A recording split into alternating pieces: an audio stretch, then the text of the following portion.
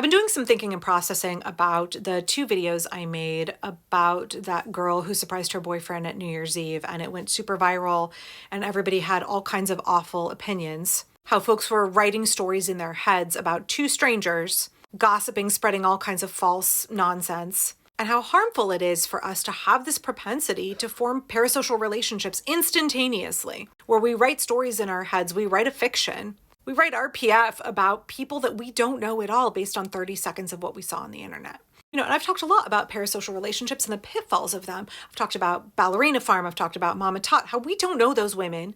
They are a brand that is presented to us. We see what their PR teams want us to see. We see what is cultivated and pitched to us in order to sell their brand.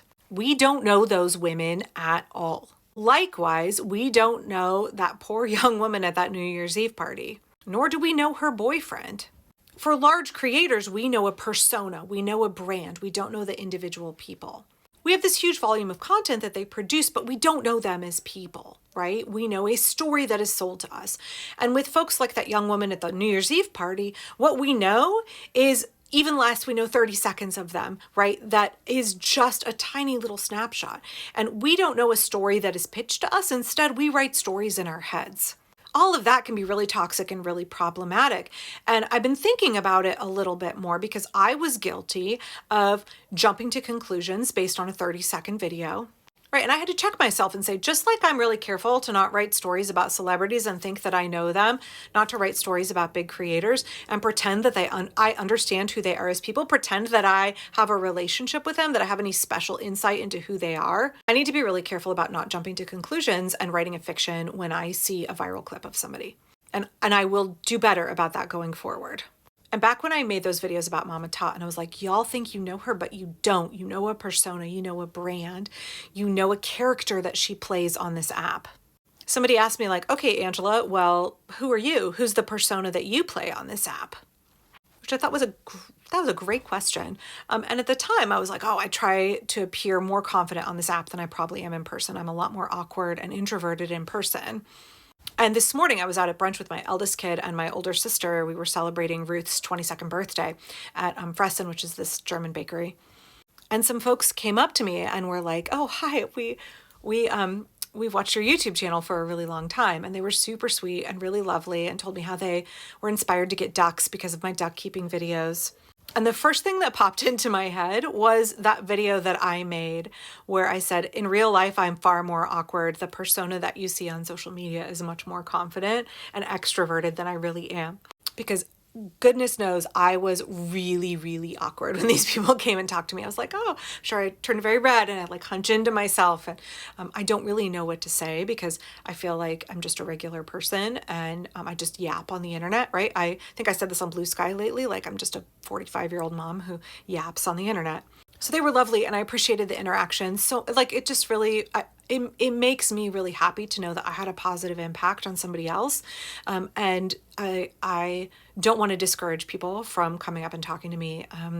That's really weird for me to say that like people want to come up and talk to me, but it happens probably about once a month in Portland at random places like the park or a parking lot or, New Seasons, the German American Society, out to brunch with my kid.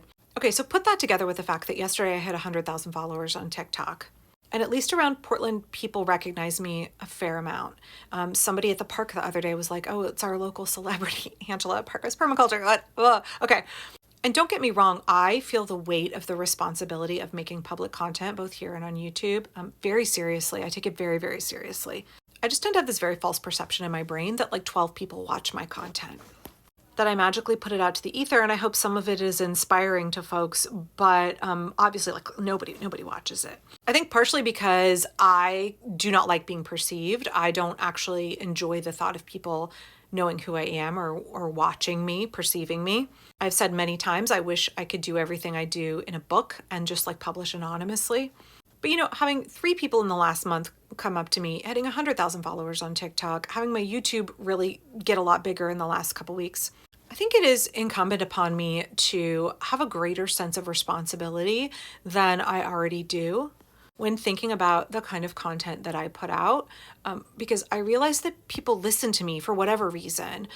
I have always tried, when people ask my opinion or ask me questions about a subject about which I do not feel confident or about which I am not educated enough to speak, to have some kind of authoritative opinion on, I will very quickly say, like, I appreciate that you want to know my opinion. Why? Why do you care what I think? But also, I don't know enough to talk on this subject. Because I do feel that weight. I do feel that responsibility.